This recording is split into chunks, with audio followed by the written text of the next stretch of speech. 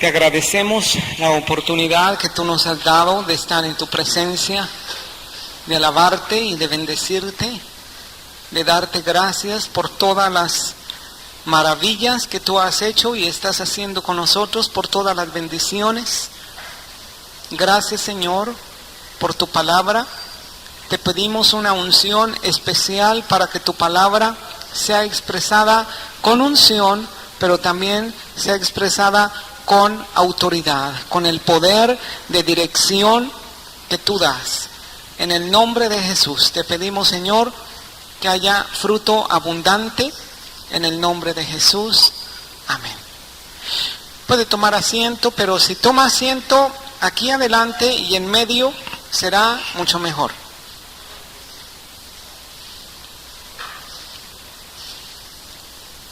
Amén.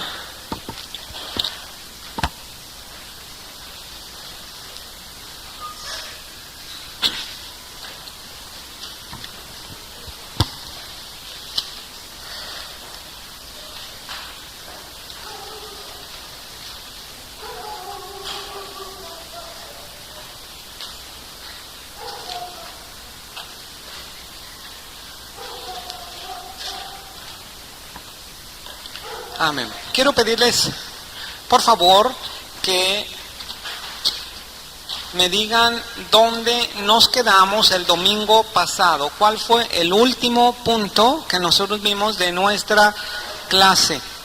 Tenemos los libros de Apocalipsis a la disposición de todos aquellos que nos quieran aportar un donativo de 20,000 pesos para el centro de entrenamiento. Amén. Tenemos estos libros que es realmente la base de nuestra clase y yo sé que les van a ser de mucha utilidad. Entonces, ¿nos quedamos en qué? ¿En los 7 sellos? ¿En qué? En el rollo de los 7 sellos, ¿verdad? Y luego, ¿qué fue lo último que vimos? Lo último que vimos, yo creo que fue una relación que se encuentra en la página 23, no sé si me equivoco, que nos estuvieron ayudando 2 hermanos, ¿verdad? Uno de ellos leyó en San Mateo capítulo 24, el otro leyó en Apocalipsis capítulo 6. Aquí nos quedamos, ¿verdad? En esta relación. Muy bien. Hay una relación entre Mateo capítulo ¿qué? Capítulo 24 de San Mateo y Apocalipsis capítulo 6.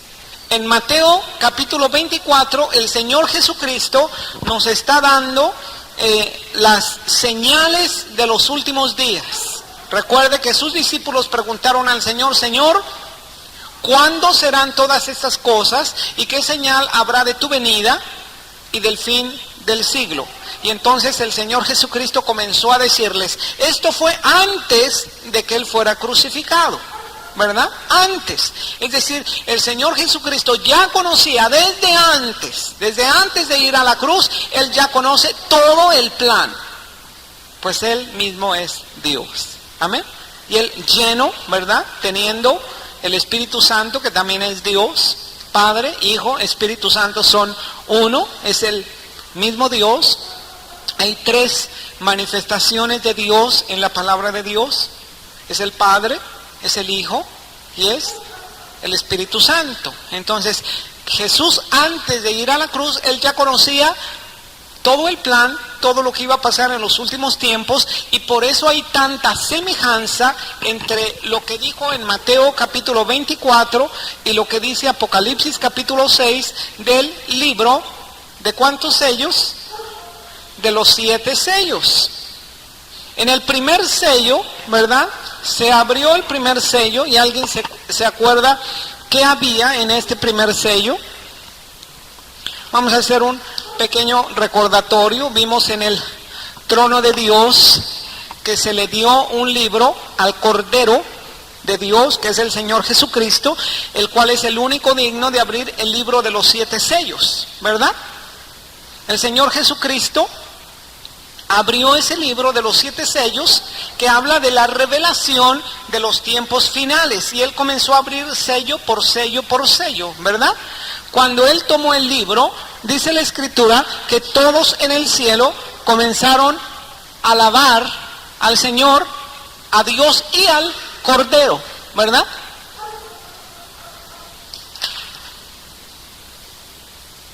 Estaba al revés. Comenzaron a alabar a Dios y al Cordero. Ahí estaba en su trono Dios Padre, el Cordero, ¿verdad? Dice que había truenos y rayos y voces ahí en el trono del Señor. Estaban los 4 seres vivientes, el Espíritu Santo en símbolo de 7 lámparas, como un mar de vidrio, una explanada en el trono de Dios, y millones de ángeles comenzaron a alabar al Señor y a decirle: digno eres de tomar el poder, la gloria, la autoridad, digno eres de tomar el libro de los 7 sellos, porque con tu sangre nos has redimido y nos has hecho reyes y sacerdotes para Dios nuestro Padre, ¿verdad? Y luego abrió el primer sello, y el primer sello tenía un jinete en un caballo blanco que tenía una corona, un arco con una flecha, ¿verdad? ¿Quién es este personaje? Este personaje es el anticristo.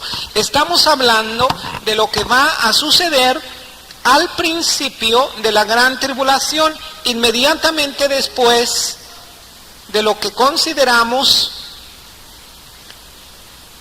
bíblicamente como el arrebatamiento o el rapto de la iglesia.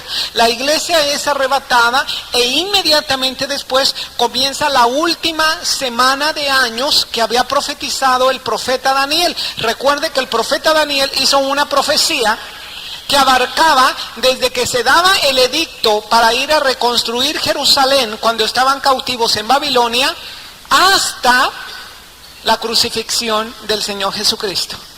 Porque dijo que desde que se diera el edicto hasta que Jesús entrara declarado como Mesías príncipe, y recuerde que entró en Jerusalén montado en un pollino, en un burrito, y ese día se declaró como un Mesías príncipe, y la profecía decía que habría 7 y 62 semanas de años, es decir, habría 69 semanas de años. Y la profecía era ¿de cuántas semanas de años? De 70 semanas. O sea, cada semana equivale a ¿cuántos años? A 7 años. Entonces, si ya desde el edicto hasta el Mesías príncipe habría 69 semanas, ¿cuántas semanas faltarían para cumplirse toda la profecía? Solamente una semana. ¿Cuántos años son una semana? Son 7 años. Bueno, hubo una interrupción de esa profecía, porque esa profecía fue especialmente para un pueblo. ¿Para cuál pueblo? Para el pueblo judío. Para una ciudad, especialmente ¿para cuál ciudad? Específicamente para la ciudad de Jerusalén. Así decía el profeta: 70 semanas están fijadas sobre tu ciudad santa, sobre tu pueblo, es decir, sobre Jerusalén, sobre el pueblo de Israel, para terminar la prevaricación, para poner fin al pecado, para sellar al santo de los santos, para que viniera el Mesías, etcétera. Todo eso se iba a cumplir en 70 años. Cuando se cumplieron 69 semanas, que fueron 483 años judíos, es decir, solamente faltarían 7 años, ¿verdad? Porque si una semana de años, ¿cuántos años son? 7 años, pues 69 semanas, multiplíquelo por 7, ¿cuánto es? 483, qué rápido multiplico yo, ¿verdad? 483 años. Toda la profecía es de 70 semanas. 70 semanas son 490 años. Toda la profecía iba a durar 490 años. Y sabe una cosa, yo he revisado en la palabra del Señor, yo le animo a que usted haga lo mismo, pero es muy curioso. El Señor siempre ha hecho tratos con el pueblo de Israel por 490 años. Revise la Escritura, revise por ejemplo el tiempo de cautividad en Egipto, el tiempo de los jueces, y revise que el Señor siempre ha hecho tratos con Israel por 70 semanas, es decir, por 490 años. Así que en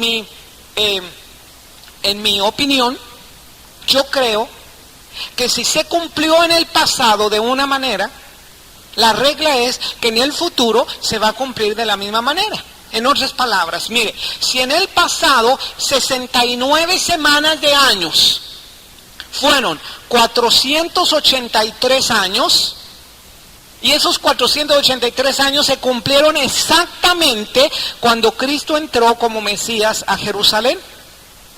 Pero, como dice la Escritura, vino a los suyos no le recibieron. Pero todo aquel que le recibe y que cree en su nombre le ha dado el poder de ser hecho hijo de Dios.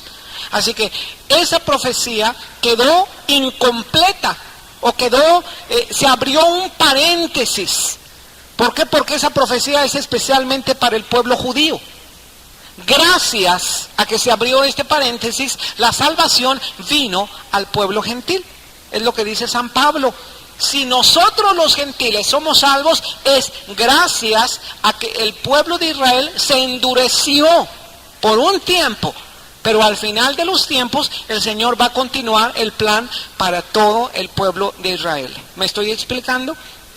Esto lo hemos repetido y repetido y repetido. ¿Para qué? Para que se quede bien grabado, bien firme, ¿verdad? Entonces, estos 7 años que faltan de la profecía son estos 7 años que narra el Apocalipsis como la gran tribulación.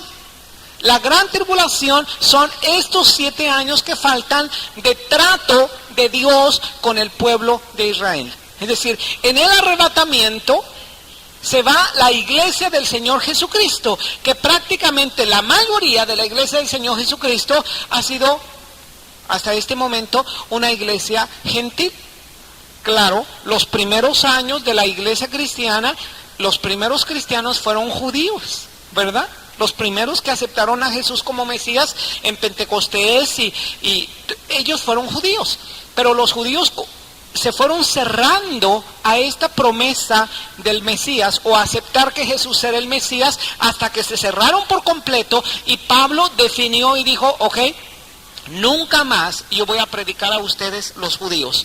Yo me voy a mi llamamiento, los gentiles, porque él fue llamado por Dios desde el vientre de su madre para ser apóstol, dice, de los gentiles. Así que todo el plan de salvación desde esa época hasta hoy ha sido para el pueblo gentil. Pero eso no quiere decir que el Señor ya terminó su trato con su pueblo natural, que es el pueblo de Israel, porque entonces sería un Dios injusto. El Señor tiene que completar el plan profético que Él tiene. Y por eso, para nosotros, observando al pueblo de Israel, para nosotros es muy importante lo que está sucediendo con el pueblo judío. Mire, en el año de 1948 se cumplió una de las profecías más grandes que el pueblo judío ha tenido. En el año 70 después de Cristo, el pueblo judío fue dispersado a todas las naciones. Pero había una profecía, que el Señor iba a devolver a su tierra a todo el pueblo judío. Y eso sucedió en el año de 1948. Había terminado la guerra mundial. Todo el mundo, terminando la guerra mundial, estaba horrorizado de lo que había sucedido en la Segunda Guerra Mundial, especialmente de lo que este personaje, y que en mi opinión, ¿verdad?, de acuerdo a la Escritura, yo veo en Hitler muchas características de quién. Bueno, entonces no más en mi opinión, en su opinión también. Hitler cumple muchas características de anticristo, porque Satanás siempre ha querido levantar a su hijo, ¿verdad?, a ese a la bestia, como la llama Apocalipsis, al anticristo. Y como dice San Juan, muchos anticristos se han levantado entre nosotros. Esto quiere decir que Satanás siempre ha tratado de levantar un anticristo, pero en los últimos días habrá una persona, un líder mundial que se levante, conocido como el anticristo. Ahora, después de la Segunda Guerra Mundial, se formó lo que se llama la Organización de las Naciones Unidas. ¿Sabe por qué se formó la Organización de las Naciones Unidas? Se formó precisamente después de la Segunda Guerra Mundial por estar horrorizados de lo que un hombre sin Dios, con poder humano y con autoridad humana podía hacer. Simplemente mandó al holocausto mismo a 6 millones. Bueno, yo pienso que a más, pero los que contaron fueron 6 millones de judíos a la muerte. ¿Sabe lo que son 6 millones de judíos? 6 millones de personas. No le digo 6 millones de cacahuates o 6 millones de manzanas. 6 millones de judíos. Prácticamente la ciudad de Guadalajara, pudiéramos decir, que tiene una población más o menos aproximada de 6 millones de personas. Haga de cuenta que en unos cuantos años alguien matara, asesinara a toda la ciudad de Guadalajara. Esto fue lo que sucedió en la Segunda Guerra Mundial con Hitler. Ahora, la matanza que hubo no fue una matanza bonita, ni fue algo instantáneo. Duró tiempo y fue la manera más horrorosa, más cruel. Basta que usted revise las revistas que hablan acerca de esto y usted se dará cuenta de los horrores tan grandes que existieron en ese tiempo. Las cámaras de gases, los campos de concentración, los sándwiches humanos. ¿Sabe lo que era un sándwich humano? Un sándwich humano era, por ejemplo, habían decidido exterminar con una sección o con todo el campo de concentración en determinado lugar, puros judíos, por supuesto.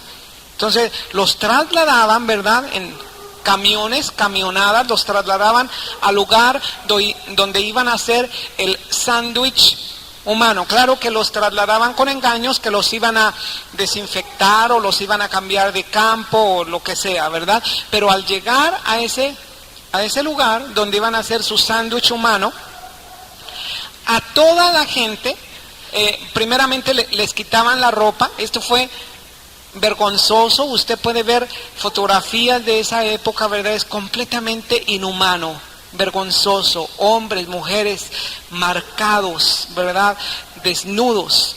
A todos los hombres les daban palas, ¿verdad? Y comenzaban a hacer una, ¿cómo se dice? Una zanja, una fosa lo suficientemente honda. ¿Sabe que en la orilla de la fosa había una especie como de oficina que, o sea, no se veía qué era lo que había dentro? Pero cuando terminaban los judíos de hacer la fosa, entonces mandaban que todo un grupo de judíos, primeramente, se pusieran boca abajo en la zanja. Así, la zanja era suficientemente ancha como para caber un judío, ¿verdad?, a lo largo.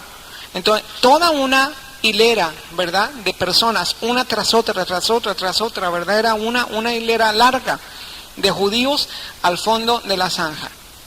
¿Qué cree que lo que hacían? En la oficinita esta tenían una ametralladora y mataban toda esta hilera y luego seguían a otra. Por eso se llamaba sándwich humano, porque iban amontonando y amontonando. Después lo único que hacían era tapar con la misma tierra que ellos habían echado fuera, tapaban esa zanja. A eso le llamaban un sándwich humano.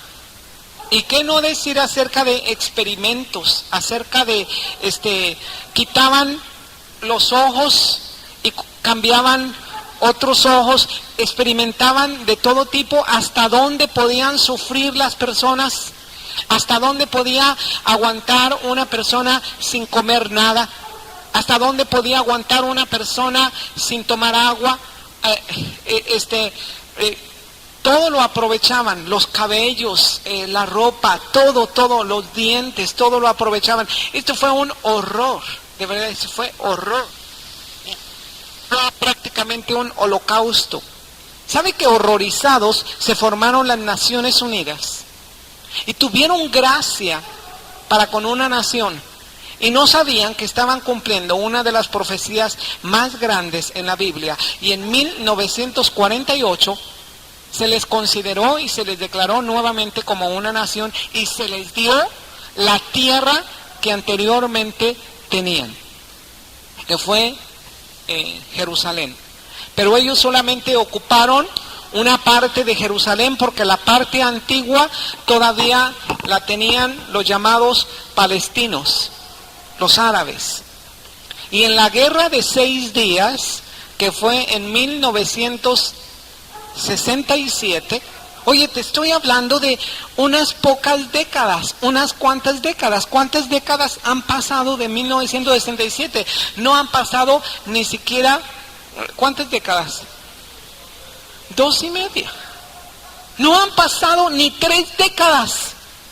Es algo reciente, es algo reciente. En 1967, en la guerra de 6 días, en el día de Yom Kippur, ellos poseyeron la antigua ciudad de Jerusalén. Se consideraron como una nación. Desde entonces ha habido luchas, ha habido conflictos. Los árabes quieren esa tierra, ellos luchan por tener esa tierra. Los árabes dicen que es de ellos, los judíos dicen que es de ellos. Nosotros sabemos que lo único que está sucediendo es que el Señor está cumpliendo todas estas profecías. Israel es nuestro reloj profético, hermano. Israel es el reloj profético. El Señor Jesucristo profetizó y dijo: cuando ves la higuera que está reverdeciendo, tú sabes que el verano se acerca, ¿verdad? ¿Cuántos de ustedes conocen las higueras? Las higueras es un arbusto, ¿verdad? Un árbol que en la época de invierno se pone pelón, así se seca completamente, no hay ni un brote, nada. Parece que esa planta ya está seca completamente. Pero cuando se acerca el verano, viene la primavera y luego se acerca el verano, mira, tú comienzas a ver brotes verdes ahí en la rama, hojas, comienzas a ver y tú sabes, el verano se acerca.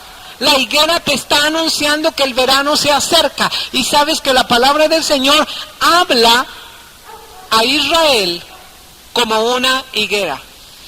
Incluso el Señor Jesucristo en una ocasión dio una parábola acerca de la higuera. Acerca que un señor tenía una higuera y 3 años, dice, había ido a ver si había fruto y no tenía fruto. Y por lo tanto lo iba a cortar. Y le decían, déjalo otro año más, ¿verdad? Si en el otro año más no da fruto, entonces sí, córtalo completamente. ¿Y sabes de qué higuera hablaba? Hablaba del pueblo de Israel. El Señor Jesucristo dijo que cuando viéramos que todas esas cosas acontecen, nosotros sepamos que su venida está a las puertas. Amén.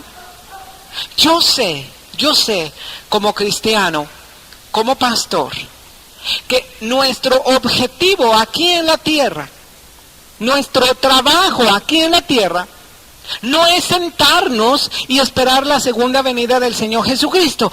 Yo sé eso perfectamente. Yo sé que tenemos un trabajo. Nuestro trabajo es extender el reino de Dios aquí en la tierra. Nuestro trabajo es ejercer la autoridad que el Señor Jesucristo nos ha dado. Pero sin embargo, yo veo en la palabra del Señor de aquellos que aman la venida del Señor. Yo quiero amar la venida del Señor. El Espíritu y la esposa dicen, ven. El Espíritu Santo está clamando por la segunda venida del Señor Jesucristo. Los primeros cristianos, ¿sabes cómo se saludaban los primeros cristianos? Se saludaban diciendo, ¿qué decían? ¿Paz de Cristo? No. Paz de Cristo saludaban los cristianos cuando iban a una casa que iban a evangelizar. La paz de Dios sea con vosotros. Amén. La paz de Cristo. Pero ¿sabes? Los primeros cristianos, ¿cómo se saludaban? Cuando se veía uno al otro, se decían, Maranatha. Así. Maranatha. ¿Qué cosa es eso? Maranatha. O Maranata. El Señor viene. Así. El Señor viene. Este es el saludo. El Señor viene. ¿Cuántos de los cristianos hoy en día se saludan diciendo así? El Señor viene. El Señor viene. ¿Estamos esperando al Señor Jesucristo o no lo estamos esperando al Señor Jesucristo? Mientras no viene, nosotros sabemos que tenemos que estar trabajando. Tenemos una responsabilidad. Pero dentro de nosotros tenemos que anhelar, tenemos que amar la venida del Señor Jesucristo. Amén. Esto se llama arrebatamiento. Después del arrebatamiento siguen los 7 años de la gran tribulación. Y lo primero de la gran tribulación son precisamente estos, ¿cuántos sellos? 7 sellos. Del séptimo sello, dime qué salen. Del séptimo sello salen 7 trompetas. Yo quiero que te grabes esto. Del séptimo sello salen 7 trompetas. La séptima trompeta es tocada exactamente en la mitad de los 3 años y medio. Los 7 años de gran tribulación, de acuerdo a lo que el Señor tiene para esta tierra, es lo siguiente: 7 sellos, 7 trompetas, y de la séptima trompeta que salen 7 copas, exactamente. De la séptima trompeta salen 7 copas. Estas 7 copas prácticamente duran los últimos 3 años y medio. Eso es lo que contiene el libro de los 7 sellos. El libro de los 7 sellos tiene la revelación de los tiempos últimos, de la última semana de la gran tribulación, que contiene 7 sellos, 7 trompetas, 7 copas y algunas visiones en medio de los sellos. Cuando se abre el sexto sello, antes de que se abra la sexta trompeta, hay visiones que nosotros vamos a ver. El Apocalipsis, ¿cuántas visiones tiene? Tiene 15 visiones. Amén.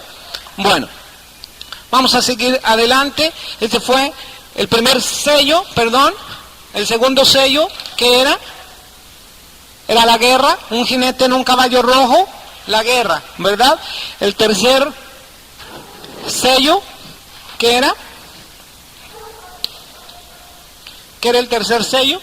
Era el hambre, la inflación, ¿verdad? Y siempre se me sale corriendo el cuarto caballo, pero ya lo encontré. El cuarto caballo es la muerte, ¿verdad? Entonces, este fue el cuarto sello. El cuarto jinete en un caballo pálido. Este era la muerte. Bueno, la comparación entre Mateo 24 y Apocalipsis capítulo 6 dijimos que era la misma, porque el Señor Jesucristo habla.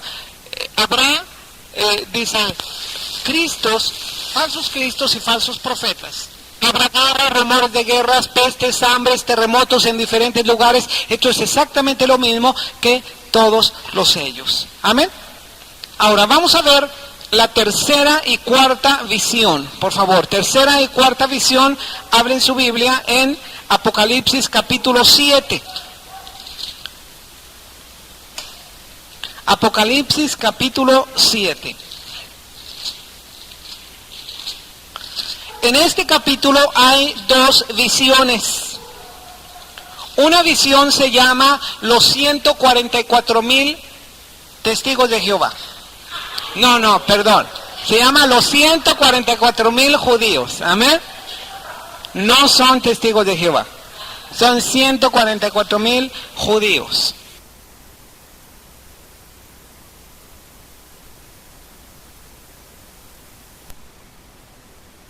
multitud vestida de ropas blancas. Las dos visiones se encuentran en el capítulo 7 y vamos a leerla. Dice así: después de esto, vi a 4 ángeles de pie sobre los 4 ángulos de la tierra. A ver si me prenden unas luces de aquí, por favor. Gracias. Dice que detenían los 4 vientos de la tierra para que no soplase viento alguno sobre la tierra, ni sobre el mar, ni sobre ningún árbol. Fíjate muy bien. Ya se había abierto el 6º sello. Se iba a abrir el 7º sello, y recuerda lo que hay en el 7º sello. ¿Qué hay? 7 trompetas. Antes de que comenzaran a tocar las trompetas, porque cada una de estas trompetas va a comenzar a hacer daño aquí en la tierra. Porque durante los 7 sellos nosotros no vemos un daño directo a los habitantes de la tierra, vemos un daño indirecto, porque el primer sello es el anticristo, el segundo sello es la guerra, el tercer sello es la inflación o el hambre, el cuarto sello es la muerte, el quinto sello es persecución de los creyentes, el 6º sello es un terremoto, y en este terremoto hasta los ricos sí se esconden, ¿verdad? Los ricos que no fueron afectados con el sello de la inflación o el sello del hambre, los ricos sí en este momento reconocieron la ira de Dios, pero ya se iba a abrir el 7º sello, donde iba a ser tocadas las 7 trompetas. Ahí sí va a haber daño sobre los habitantes de esta tierra. Antes de que se tocara, dice que vi, verso 2, también a otro ángel que subía de donde sale el sol y tenía el sello del Dios vivo, y clamó a gran voz a los 4 ángeles, a quienes se les había dado el poder de hacer daño a la tierra, ¿y a qué? Y al mar. Fíjate, aquí va a comenzar a haber daño a la tierra y al mar. Así como en un principio en el libro del Génesis, el Señor comenzó a crear aquí en la tierra. ¿Te acuerdas que la tierra estaba desordenada, vacía? Las tinieblas cubrían la faz del abismo, y entonces el Señor comenzó a crear y dijo: sea la luz. Y después separó a las aguas de la tierra, y después puso vida en las aguas y puso vida en la tierra. Y luego puso vida animal, vida vegetal, vida humana también al final. Bueno, en este mismo orden el Señor va a comenzar a dañar a esta creación. Porque toda la creación que Dios creó fue un ambiente creado para el beneficio del hombre. Antes de que Dios creara al hombre, creó la vegetación que le iba a servir al hombre. Antes de que creara al hombre, creó los árboles con semilla y con fruto para que el hombre se alimentara. Antes de crear al hombre, el Señor puso la luz, puso las estrellas, puso el sol. Antes de crear al hombre, el Señor lo colocó en un medio ambiente, preparó su medio ambiente, y después colocó al hombre, hizo al hombre, formó a la mujer. Bueno, en los tiempos finales Él va a hacer, pero lo contrario. Él va a comenzar a dañar esta tierra. Ahora, no directamente el Señor, pero el Señor tiene sus medios. Y déjame decirte una cosa. Bíblicamente, todos los daños que vamos a ver se pueden cumplir naturalmente, es decir, a través del mismo hombre, como está sucediendo, por ejemplo, con la capa de ozono. Dime, ¿quién está destruyendo la capa de ozono de la Tierra? El mismo hombre. El mismo hombre con toda su contaminación está destruyendo el mar, está destruyendo la Tierra, está destruyendo la capa de ozono. Hay una revista que habla de cosas científicas, no sé si la has visto en algunos puestos de revistas, y trae un artículo muy interesante que dice, los últimos 5,000 días de la Tierra, así se titula, los últimos 5,000 días de la Tierra, o tenemos 5,000 días para salvar la Tierra. Es así como literalmente dice, tenemos 5,000 días para salvar la tierra. Y se ve una familia así como en la película esa de Superman, cuando Krypton se llama. Ah, ya ven, si lo veían también. Krypton ahí estaba, y estaba, ¿cómo se llamaba? El papá de Superman. ¿Cómo? Kal-El, ¿verdad? Algo así. O Jor-El. Ah, bueno. Entonces, estaba ahí él y estaba su esposa, estaban viendo así el planeta porque iba a ser destruido, ¿verdad? Y de la misma manera es una imagen, ¿verdad? Donde está una familia y está la tierra y dice los últimos 5,000 días que tiene el hombre para salvar el planeta Tierra. ¿Sabes por qué? Porque el mismo hombre está destruyendo la tierra. Está destruyendo los bosques que dan oxígeno. Está destruyendo las ciudades con tanta construcción, con tanta contaminación, ¿verdad? Y aunque traten de legalizar todo y de que un día a la semana sin carro y todo esto, de todos modos la tierra se está contaminando y se está dañando. La capa de ozono se está perforando. Todo esto que viene aquí, las trompetas, las copas, se pueden cumplir de una manera natural o se pueden cumplir también de una manera sobrenatural.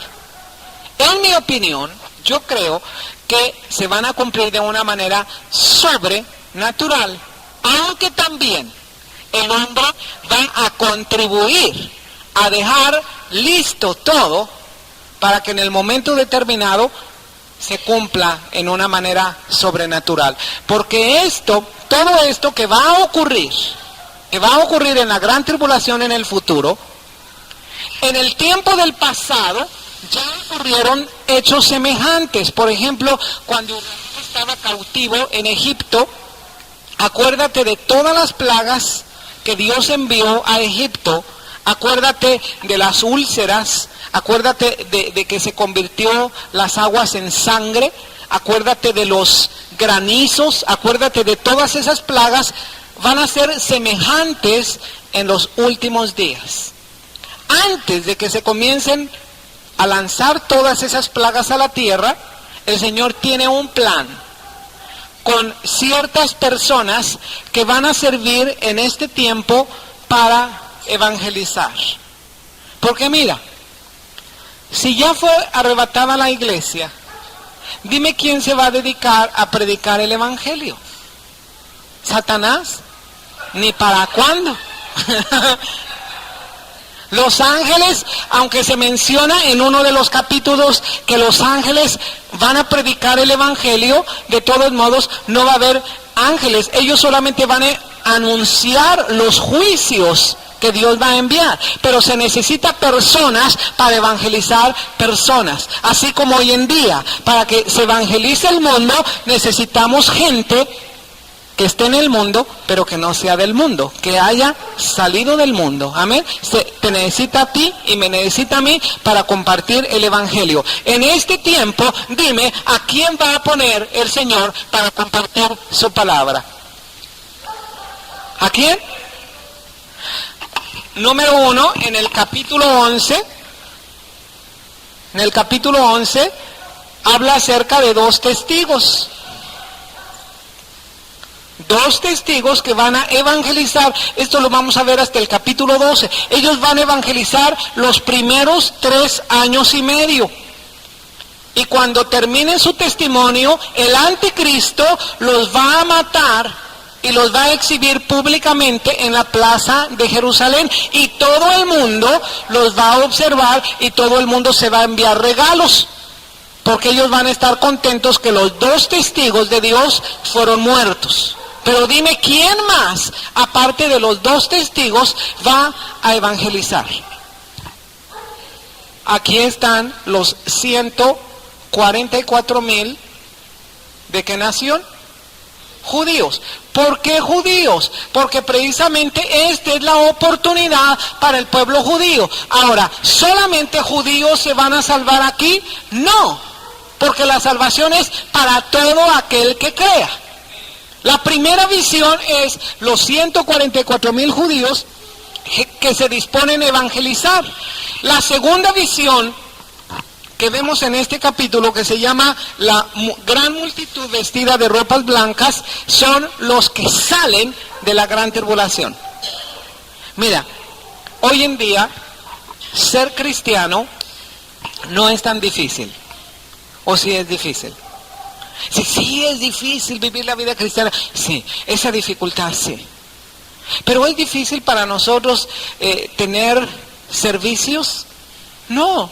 Mira, tenemos la puerta abierta, tenemos micrófonos, hasta danzamos, hacemos un escándalo, ¿verdad? El escándalo que nosotros queramos. ¿Por qué? Pues gracias a Dios por aquí no hay quien se queje de nuestros servicios, ¿verdad? A lo mejor si alguien se quejara, bueno, pues haríamos algo, pero seguiríamos, ¿verdad?, con nuestros servicios y danzamos y cantamos. En la iglesia primera, ellos se tenían que cuidar tanto, que yo no creo que ellos eran tan exagerados, o no exagerados, tan abiertos en su alabanza y en su adoración como lo somos nosotros. Ellos se tenían que reunir en unas tumbas que se llamaban, ¿cómo? Las catacumbas. Se tenían que reunir en las catacumbas, y yo no creo que ahí en las catacumbas se ponían a danzar y a gritar y no creo. Ellos, tú y yo tenemos que agradecer que tenemos esta libertad, pero en este tiempo va a haber una persecución tremenda, así como dice la Escritura. El Señor Jesucristo lo profetizó. El Apocalipsis profetiza una persecución tremenda para todo aquel que sea o se identifique como creyente en el Señor Jesucristo. Nosotros experimentamos persecución, pero todavía no es tan tremenda. Ojalá que no llegue a una persecución tremenda. A veces mencionamos que lo que a la iglesia le falta es una persecución para que se avive. Ojalá que nos avivamos sin que seamos perseguidos, ¿verdad? O sea, yo prefiero, Señor, yo estoy bien avivado, pero no mandes persecución, ¿verdad? Como que es más conveniente. Ahora, ser cristiano en esta época va a ser muy difícil. Ser cristiano en esta época va a significar que tú estés dispuesto de ser mártir por el Señor Jesucristo. Y la palabra mártir quiere decir que tú estés dispuesto a dar tu vida por el Señor Jesucristo y por el Evangelio. Amén. ¿Cuántos de aquí tienen esta disposición de dar su vida por el Señor Jesucristo? ¿Sí? Todo, amén, gloria a Dios, amén. Las multitudes de alabadores de esta época, amén, gloria a Dios, ¿verdad? Y damos la vida. Pero si en este momento entrara alguien con una ametralladora y, ¿quién es cristiano? A ver, a lo mejor todos nosotros, no, pues yo soy visitante.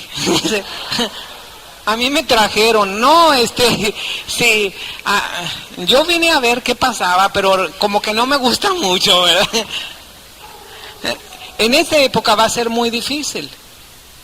Antes de que se toquen estas trompetas que anuncian las plagas, son sellados los 144,000 judíos. No hay otro sello, sino es el sello del Espíritu Santo.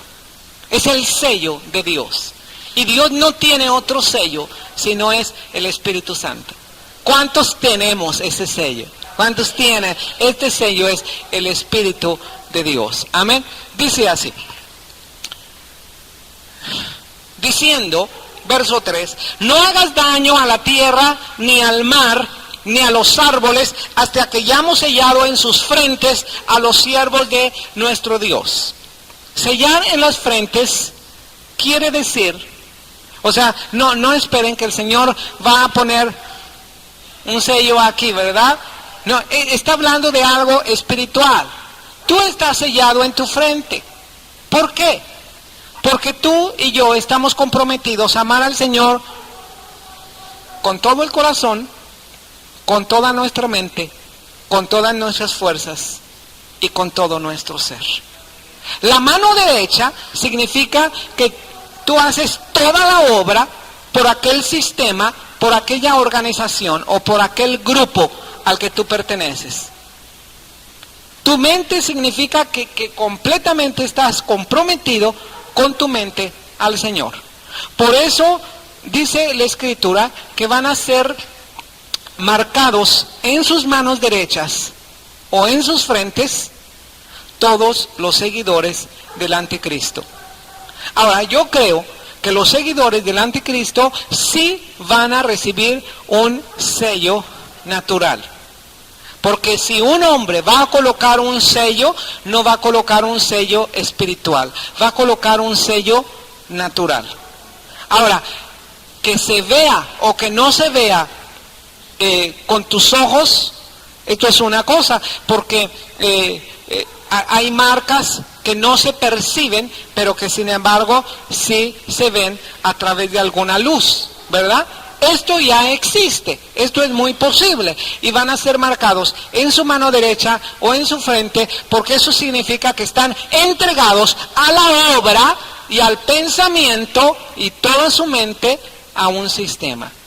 ¿A cuál sistema tú estás entregado? Al Señor. Esto quiere decir que tú estás sellado en tu frente, ¿con qué? Con el Espíritu Santo. Amén.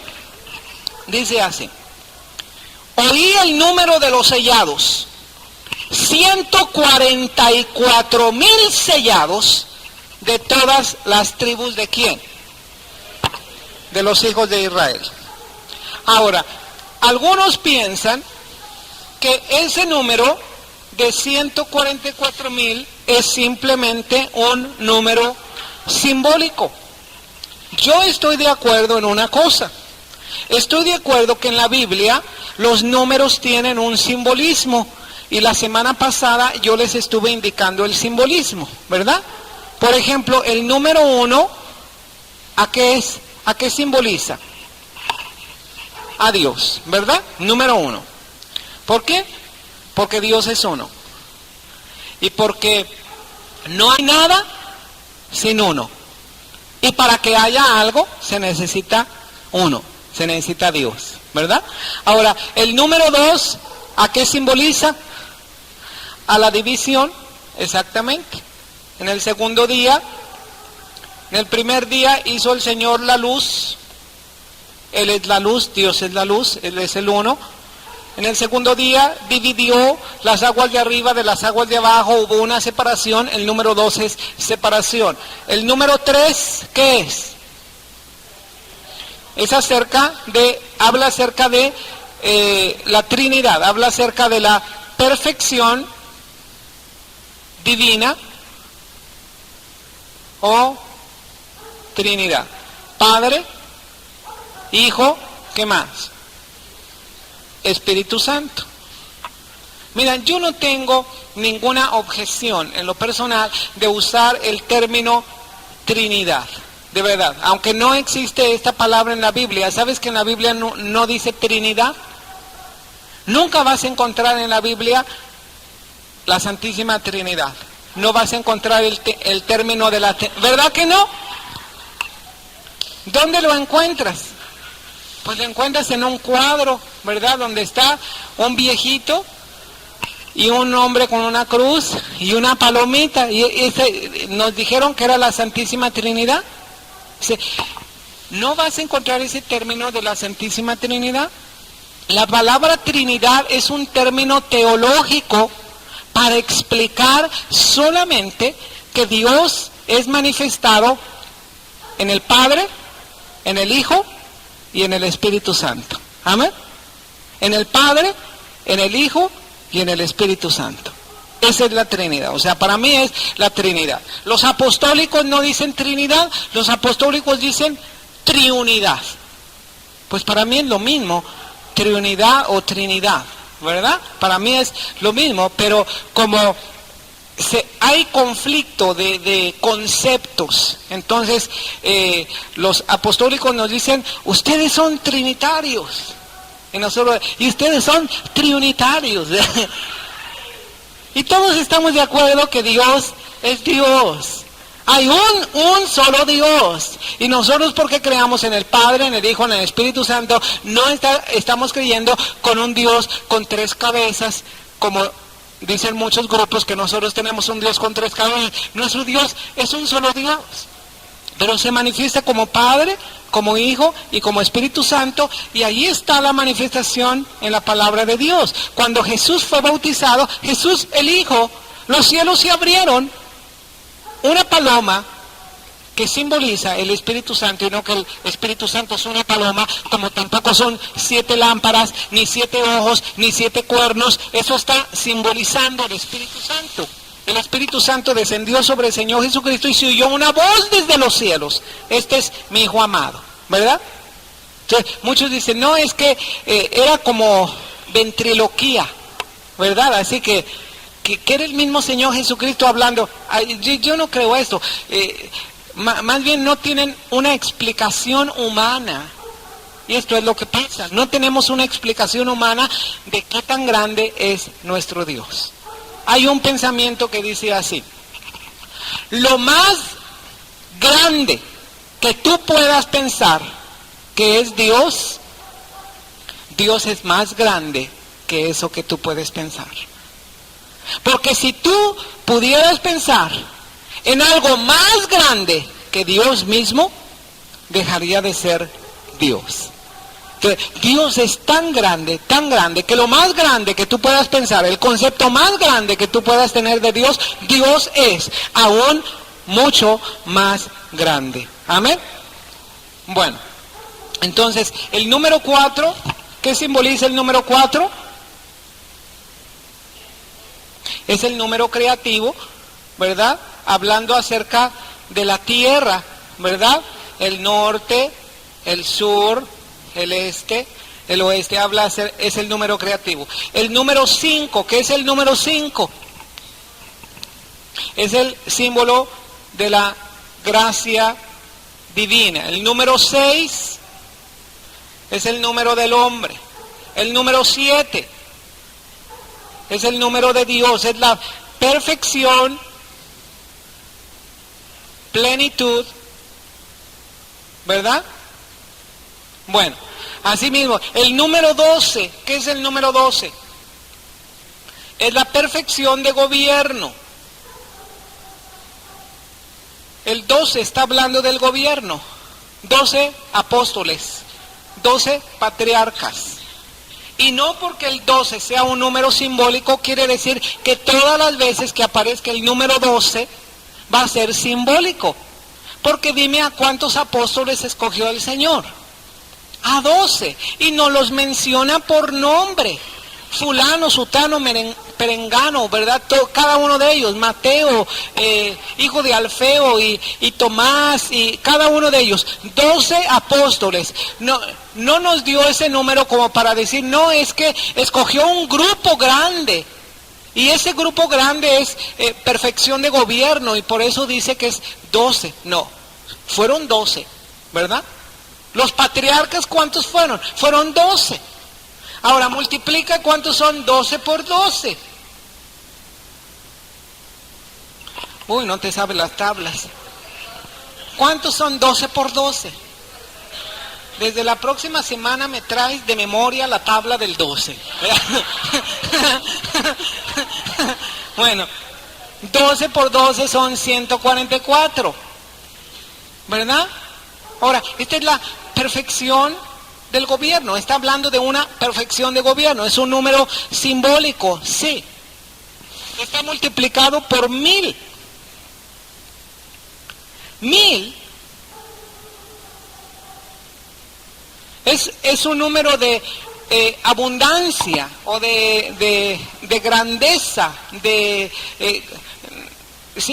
algo muy, muy abundante. Es el número 1000. Por eso habla de 1000 años también. Ahora, yo creo que si los 12 apóstoles fueron literales, los 12 patriarcas fueron literales, ¿por qué no va a haber 144,000 judíos en los últimos tiempos de una manera literal? ¿Verdad? Ahora, que es algo simbólico, aunque sea algo simbólico, yo creo que van a ser judíos los 144,000, porque aquí está hablando de 12,000 de cada tribu.